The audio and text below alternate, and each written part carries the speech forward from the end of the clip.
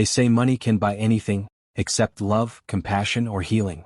And for billionaire Richard Langston, that truth hit him like a freight train the day he came home early and found his paralyzed daughter laughing, spinning in her wheelchair, hands raised to the sky. But she wasn't alone. At her side was someone he never expected. A man who was supposed to remain invisible. A man Richard had never once looked in the eye since hiring him. The African driver. Welcome to Twilight Tales, where today's story will leave you breathless. If you're new here, don't forget to like, share, and subscribe. We bring you dramatic, powerful stories where the smallest actions have the biggest impact. Now, imagine this. A man worth $6 billion can buy the best doctors, the best equipment, the most advanced therapy money can offer. And yet, his daughter hasn't smiled in 3 years. Her wheelchair became her prison, her silence a permanent companion. No treatment worked. No progress. No joy. Until one day something changed. And it wasn't because of a doctor. It wasn't a breakthrough medication. It wasn't a miracle cure from some research lab. It was because of a man who drove her to her appointments. A quiet African driver with no fancy degree, no medical training, just kindness in his voice and music in his soul. At first, Richard didn't care. The man showed up on time, kept to himself, and drove his daughter wherever she needed. That was all that mattered. Staff weren't meant to be seen, especially not interacted with. That was the billionaire way. But behind Richard's back, something beautiful was unfolding. His daughter, Emma, had been paralyzed in a tragic car accident. Her body was broken, but her spirit was buried. She refused to speak, refused to look anyone in the eye. Day after day, she sat by the pool in silence. Her nurses came and went. Therapists tried and failed. Then the African driver arrived. He didn't try to fix her. He didn't force her to talk. He simply greeted her with quiet dignity every morning, opened the door with care, lowered her chair gently, played soft music in the background, often melodies from his homeland. And somehow, something in her began to stir. This story isn't about romance or revenge. It's about something more powerful, the undeniable connection between two souls who never needed words to understand each other. But when Richard finally saw them dancing, his world erupted. He saw a threat where there was none. He saw rebellion, disobedience, even betrayal. What he didn't see, at least not yet, was that this driver had done the one thing all his wealth had failed to do: bring his daughter back to life. Stay with us, because what happens next will change everything. Richard Langston was not the kind of man who heard the word no. When he walked into a room, it shifted to match his rhythm. As the CEO of one of the largest tech conglomerates in the country, he was used to power, used to being obeyed, feared, and respected. His mansion sat on a private hilltop estate, surrounded by security gates, manicured lawns, and silence. A silence that mirrored the one that had crept into his life since the accident. His daughter, Emma, had been the light of his world. She was bright, inquisitive, full of life. But everything changed after that car crash 2 years ago. One moment she was on her way home from school, and the next, she was paralyzed from the waist down. The spinal injury robbed her not just of movement, but of expression. She barely spoke, didn't laugh, didn't cry, just stared. Every therapist Richard hired, no matter how expensive, no matter how credentialed, failed to bring back even a shadow of the girl he once knew. Richard responded the only way he knew how, with more control. He renovated the house with state-of-the-art accessibility features. He brought in private nurses, psychologists, physical therapists, and speech specialists. They followed schedules down to the second. Everything was organized, everything was clinical. But still, Emma remained silent, distant, locked inside herself. When it came time to hire a driver for her, someone who would take her to appointments, to the rehab center, to her weekly sessions, Richard instructed his assistant to find someone quiet, respectful, and invisible. He didn't want conversation. He wanted transportation. That's how the African driver came into their lives. He was a tall man in his 40s, calm and dignified. His application had no flashy degrees, no glowing references, just years of clean service records and a humble presence that didn't ruffle Richard's meticulously controlled world. His name barely registered in Richard's memory, and when the man arrived, Richard didn't even extend his hand. He simply nodded and gave instructions. You'll pick her up from the east entrance. No small talk. No touching. Just get her from point A to B. Understand? The driver nodded once without blinking. Yes, sir. And that was it. For weeks, there was no reason to notice anything unusual. The driver came, wheeled Emma to the car, buckled her in gently, and drove her to therapy. He returned her in the evening. Always on time. Always silent. Emma remained unresponsive. Richard barely acknowledged the man. But something subtle had started to shift, and no one saw it. It began with the music. The driver played soft African jazz during the rides, instrumentals that drifted like wind, rich with drums and low humming. It wasn't loud or intrusive, just enough to fill the silence. Emma didn't object. In fact, over time she seemed to lean slightly toward the speakers. One day she turned her head. Another, she tapped her fingers once against the door. Small movements. Easy to miss. But the driver noticed. Richard did not. He didn't notice how Emma started waiting by the door before the driver even arrived. He didn't see the quiet exchange of glances when they returned. He didn't hear the occasional low chuckle when the driver said something under his breath while helping her out of the car. He didn't know that Emma had begun requesting different routes home, routes that passed by trees, playgrounds, music shops, places with sounds and movement and life. To Richard, healing was something to be purchased. To the driver, healing was something to be felt. And for the first time in years, Emma was beginning to feel something again. But all of it, every gentle moment, every smile that lingered on her lips, was happening outside the billionaire's awareness. Until the day he came home early and caught them dancing. The sun hung low that Thursday afternoon, casting golden streaks across the manicured lawns of the Langston estate. Inside the vast, glass-walled sunroom, Emma sat in her wheelchair near the center of the open space, her arms resting gently on the sides. She was smiling, an expression that had long since vanished from her father's memories. The African driver stood in front of her, moving with a slow rhythm to the mellow beat coming from a portable speaker on the floor. It was an old West African tune, smooth, heartfelt, like a breeze carrying memories. His steps were gentle, fluid, exaggerated just enough to entertain but not mock. Emma was laughing. Not just smiling, laughing. Her arms swayed in time with the music, her shoulders moved slightly. She couldn't stand. Couldn't walk.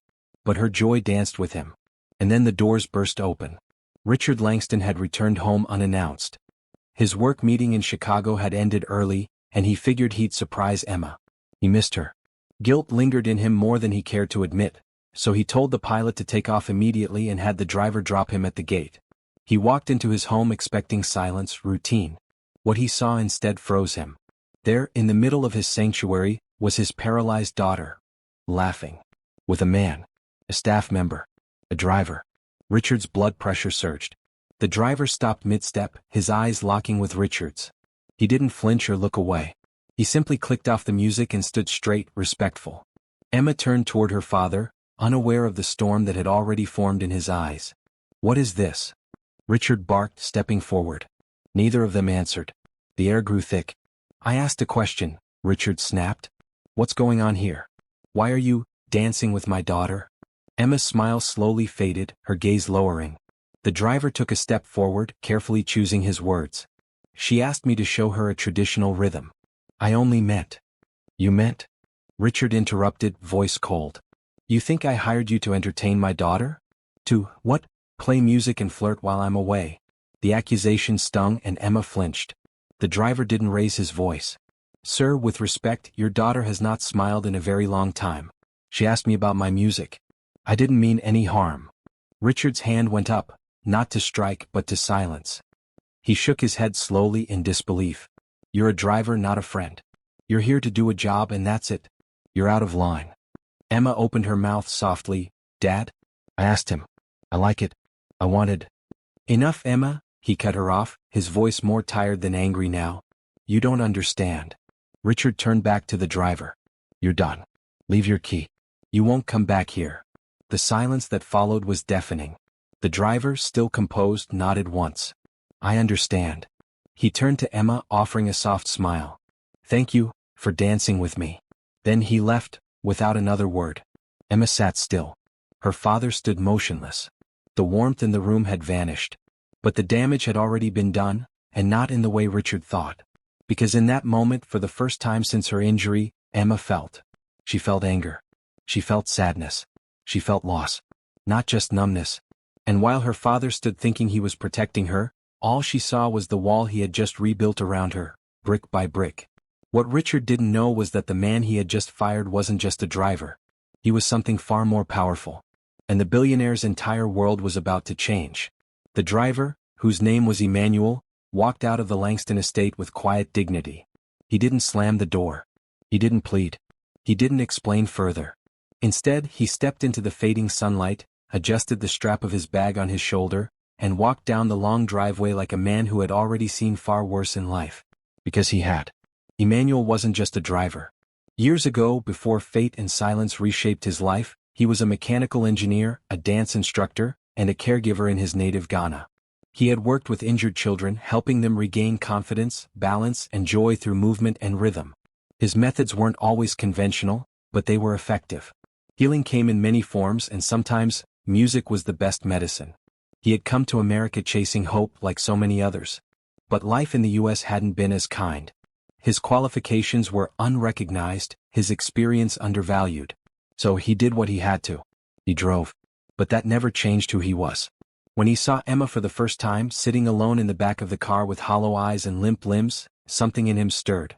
Not pity, respect.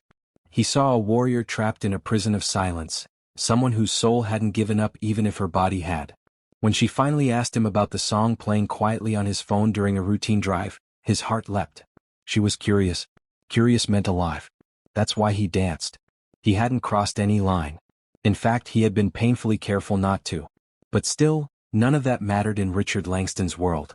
A man like him saw uniforms before he saw people. And yet, while Emmanuel packed up his few things in a small shared apartment that night, the story wasn't over. In fact, it was just beginning. Because Emma couldn't sleep. She kept thinking about how she felt when the music played. About how light her arms felt when she moved them, even if it wasn't perfect. About how, for the first time in months, her body had felt like hers again. That sensation, it meant something. And the fact that her father erased it so quickly, so coldly, made her feel like a prisoner in her own home. So she did something she hadn't done in months. She wheeled herself to the hallway, opened the door to her father's home office, and waited. When Richard looked up from his desk and saw her there, he was stunned. "Emma?" he asked. "What's wrong?" Her voice was dry but clear. "You fired him, because he made me happy." Richard blinked. "I fired him because he crossed boundaries," he said firmly. "You don't understand how things work, sweetheart. You're vulnerable. People like him, they take advantage." Emma's eyes narrowed. "People like him?" Richard hesitated. "I didn't mean it like that." "Yes, you did." He sighed, pushing away from the desk. "Emma, it's not that simple. He's a stranger. A staff member. He doesn't belong in our lives like that. But he helped me. And you didn't even ask why. You just assumed the worst." She wheeled forward, eyes locking with his. "You think money gives you the right to decide who belongs? That you can just erase people?" Richard stood, his voice rising. "I did what any father would do." "No," she snapped. "You did what a billionaire does. You fired the one person who treated me like more than a wheelchair." Her words hung in the air like a slap. Richard opened his mouth, then closed it again. For the first time, he didn't have a comeback. Because deep down he knew she was right. He had judged the man not by his actions but by his status. And that was about to cost him far more than he expected. The next morning, Emma was gone. Well, not gone in the dramatic runaway sense. But gone from the estate. Gone from the control of her father's routines. Gone from the house that felt more like a museum than a home. She had asked the nurse to call a car, and to Richard's horror, she requested to be dropped off in the city, at Emmanuel's neighborhood. When Richard found out, panic flared. "You let her go where?" The nurse was trembling. "She said she needed to see someone. She threatened to report me for unlawful restraint if I didn't let her out." Richard nearly dropped his phone. That was his daughter talking? The same girl who hadn't spoken more than a few words in weeks? He scrambled to the car and drove faster than his security detail could follow. But when he got there, Emmanuel wasn't home. Emma was sitting calmly on a small bench in front of a community youth center. The sun painted a soft gold over the concrete as she tapped her fingers slowly on her lap to the rhythm of a beat playing from someone's nearby speaker. Richard rushed up out of breath. "Emma? Are you all right?" She looked up at him. "I came to dance." He blinked, stunned. "What are you talking about?" "This is where Emmanuel volunteers every weekend. With kids, some of them in wheelchairs. He said he teaches them how to find their rhythm again." Richard looked at the building. It was old, painted with murals of smiling children and words like strength, hope, and movement. Emma continued, "You fired him for giving me joy. But this man spends his weekends helping kids most people forget exist. A young boy in braces rolled by and waved at her. She waved back with a smile that Richard hadn't seen in months. It hit him like a punch to the chest. His daughter had come back to life in this space. Not the mansion, not the private clinics. Here. Because someone cared enough to treat her like a person, not a diagnosis. Emmanuel finally arrived a few minutes later, shocked to see them both. "Miss Emma? You came here alone?" "I had to," she said simply. "I need your help." He glanced at Richard, then lowered his head. "Sir, I didn't mean to cause trouble." Richard lifted a hand, silencing him. "No," he said slowly, his voice quiet with something like shame. "I did. I caused it." The tension held for a moment. Then Richard did something no one expected. He offered his hand. "I was wrong about you, Emmanuel." The older man looked at the hand. Slowly, carefully he shook it. "Thank you, sir." Emma, beaming now, rolled toward the entrance. Inside, music began playing. Children started gathering, giggling and bouncing to the rhythm. Emma wheeled herself into the middle of the open floor. "Ready, coach?" she called playfully to Emmanuel. He laughed, really laughed, and stepped inside, guiding her gently, teaching her how to lead with her hands, how to feel the beat even when her legs wouldn't move. She glowed. Richard sat in the corner, watching silently. For the first time in years he wasn't in control. And for the first time ever he realized that might not be such a bad thing. Sometimes, letting go of control was the only way to let healing begin. He pulled out his phone, not to make a business call but to take a photo. Not for press. For himself. Because this moment, was worth more than any deal he'd ever closed. The video went viral. It wasn't supposed to. Richard had only shared it privately with a few friends. But someone, maybe a well-meaning assistant or a curious teenager, posted a short clip online.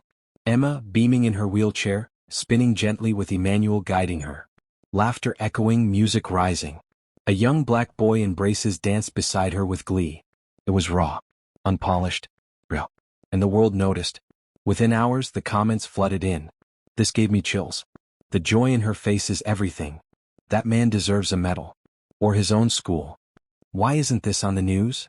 We need more Emmanuels in this world. Richard's phone rang non-stop. Reporters, non-profits, even other billionaires. Some wanted interviews. Some wanted to donate. A few just wanted to say thank you, for reminding them of something they'd forgotten. The power of kindness, the dignity in every human being, and the healing found in a simple dance. But for Richard, the real shock wasn't the attention. It was the transformation, not in the world but in his daughter. Emma started asking questions. About the center. About Emmanuel's work. About the children who came there weekly with hope in their hearts and music in their ears. She wanted to help. "I want to start a foundation," she told her father one morning over breakfast. "Not in your name. Not in mine. In his." Richard looked up from his coffee. "In Emmanuel's?" She nodded. "He deserves to be recognized. His methods work. His spirit, it lifts people. That center barely has working lights. But somehow it shines." Richard set his mug down. For once he didn't lecture. He didn't calculate. He didn't negotiate. He just smiled. "Then we'll fund it. Quietly. No press. Just action." And so, the Emmanuel movement began. The name was Emma's idea. A play on both his name and the Hebrew meaning, God is with us. She said it felt right. Because wherever Emmanuel went, healing followed. The foundation began with small steps. Proper flooring for the dance space, mobility-friendly entrances, new speakers and mirrors. Then came the training programs. More teachers, therapists, volunteers. But Emma didn't stop there. She started speaking, first in front of small groups, then on larger stages. She told her story. Not as a victim, but as someone who had been awakened by music, by compassion, and by one man who didn't see her wheelchair, only her worth. Emmanuel remained humble. He still drove part-time. Still showed up at the center every weekend. Still greeted every child with the same warm smile. But the world began to notice. Awards came. Invitations to speak. Features in magazines. And Richard? He watched it all with quiet pride, not because of the fame or the attention, but because his daughter was no longer just existing. She was living. And the man he once dismissed as just a driver, had become the reason why. The grand ballroom at the Marquette Hotel shimmered in gold and white. Chandeliers sparkled overhead, tables dressed in crisp linen surrounded a central dance floor. The city's elite had gathered, not for a merger, not for politics, but for a cause that had captured everyone's hearts. the Emmanuel Movement's first annual fundraising gala. Emma, in a sleek navy dress, sat at the head table beside her father. Her wheelchair was no longer a symbol of limitation. It was a throne, proof of resilience, transformation, and hope. But the real guest of honor stood quietly by the edge of the room. Emmanuel. He wore a simple black tuxedo, his usual dance sneakers swapped for polished shoes that still made him shift uncomfortably. He wasn't used to this kind of attention. Cameras. Spotlights. People whispering his name. He scanned the room, overwhelmed but steady. On stage, Emma tapped her mic gently. "Ladies and gentlemen, tonight isn't about me," she began. "It isn't even about disability or philanthropy. It's about dignity. It's about choosing to see people for who they truly are, not their titles, not their backgrounds, but their spirit." She turned toward Emmanuel. "I was broken. Not just physically but emotionally. I'd given up on myself. On life. And then one day a man offered me a dance." The crowd fell into a reverent silence. That man didn't have a medical degree. He didn't wear a lab coat. He was our driver. But his steps healed something inside me that no hospital could. Gasps and soft murmurs spread around the room. Emma smiled gently. "Tonight, I want to honor the man who taught me to feel again. Who gave me my freedom back. Who reminded my father, and the world, that greatness wears many faces." Applause exploded. Richard stood next. He rarely gave speeches that weren't tied to business. But tonight, his voice trembled, not from nerves but humility. "I used to believe value came from titles. Wealth. Power. But the man you see here tonight, he changed my mind. He changed me." He gestured toward Emmanuel, motioning him to the stage. Emmanuel froze for a second. But Emma gave him a nod, the same silent encouragement he'd once given her, and he slowly walked forward. As he stepped on stage, the room rose to its feet. A standing ovation. For a man who once danced in shadows. Tears welled in his eyes. He reached for the microphone but paused, overwhelmed. Emma wheeled beside him, gently placed a hand on his and whispered, "Just speak from the heart." He did. "I never imagined this. I don't dance for fame. I don't teach for awards. I do it because I remember what it felt like to be unseen. To feel small. To wonder if you mattered." He looked around. "But every child I work with matters. Every person in pain deserves a rhythm to carry them. And I'll keep dancing until every voice is heard." The room erupted again, this time not just with claps but cheers, whistles, and tearful cries. That night the gala raised over $10 million. But something even bigger happened. The city began to change. Corporate leaders pledged accessibility reform. Schools invited Emmanuel to teach. Hospitals consulted him to integrate movement into recovery programs. A single act of kindness, a simple dance by a pool, had sparked a revolution. And Emmanuel? He never stopped dancing. The weeks following the gala brought fame Emmanuel never sought. News anchors called him the healing dancer. Talk shows wanted interviews. Former employers suddenly remembered his name, claiming they'd always seen something special in him. But not all the attention was welcome. One afternoon, as Emmanuel finished a class at a rehabilitation center, he spotted two men waiting near his car. Their suits looked expensive but their faces wore smugness, not sincerity. "Emmanuel Okoye?" one asked. "Yes," he replied cautiously. "We represent Lionheart Luxury Services. You worked for us, remember?" one said, flipping open a folder. "There was an incident involving a breach of contract. You left without proper notice." Emmanuel blinked, baffled. "I left because my mother had a stroke. I explained that." The man chuckled. "Still, legally speaking, we're entitled to damages. Unless you'd prefer to settle this quietly." They handed him an NDA and a fine for $25,000. It was a shakedown. They saw his rising star and wanted a piece. Emmanuel's heart pounded, but he didn't flinch. "You fired me. You told me I was replaceable." The second man shrugged. "That's business. But your current status? Well, you're not exactly replaceable anymore, are you?" Emmanuel didn't sign. Instead, he walked back into the center and placed a call.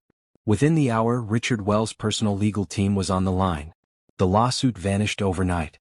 But the moment shook Emmanuel to his core. Later that night, Emma found him on the rooftop of her father's estate, looking out over the city. "They came for you, didn't they?" she asked. He nodded. "They tried to use the past to control the future." She sat beside him. "Let them try. You've built something no contract can touch. You have people who believe in you. You've built hope." He stayed quiet, staring into the stars. Why do people hate to see others rise? Emma thought for a long moment. Because your light exposes their darkness. The wind blew gently across the rooftop, but Emmanuel felt something stronger than the breeze. A shift. The moment where survival turned into purpose. He looked over at her, eyes steady. Then let's make sure the light never fades. From that night on, Emmanuel stopped hiding behind humility. He still danced with the same grace, but now he also spoke, at colleges, tech conferences, even a UN symposium on youth empowerment. But he never left his roots. He still showed up twice a week to the same community center where he once volunteered. Still greeted kids by name. Still wore the same beat-up sneakers when he taught. Because he knew, true greatness was never about who shouted the loudest. It was about who lifted others when no one else would.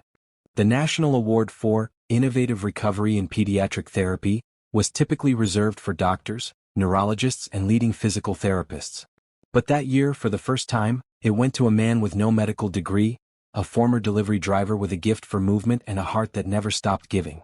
As Emmanuel stood before the packed auditorium, cameras flashing and thousands watching live, he glanced down at his speech, then folded the paper quietly.